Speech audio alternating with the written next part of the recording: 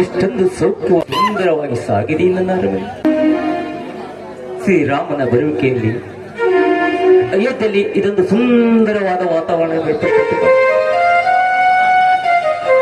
ಆದರೆ ನನ್ನ ಮನೆ ಯಾವಾಗಲೂ ಹೀಗೆ ಸಂತೋಷಿಸುವ ನುಗ್ಗುತ್ತಿಲ್ಲ.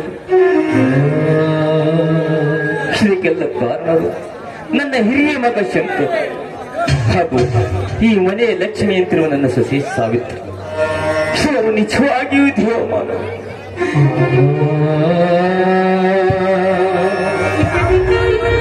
ನನ್ನ ಸೊಸೆ ತನ್ನೊಡಲಲ್ಲಿ ಮಕ್ಕಳಿಲ್ಲದಿದ್ದರೆ ಕೂಡ ಸುನಿಲ್ ಮತ್ತು ಬಸವರಾಜರೇ ತನ್ನ ಮಕ್ಕಳೆಂದು ತಿಳಿದು ಒಳ್ಳೆಯ ವಿದ್ಯಾಭ್ಯಾಸವನ್ನು ಕೊಟ್ಟು ಒಳ್ಳೆಯ ಮಟ್ಟಕ್ಕೆ ಬರುವಂತೆ ಮಾಡಿದರು.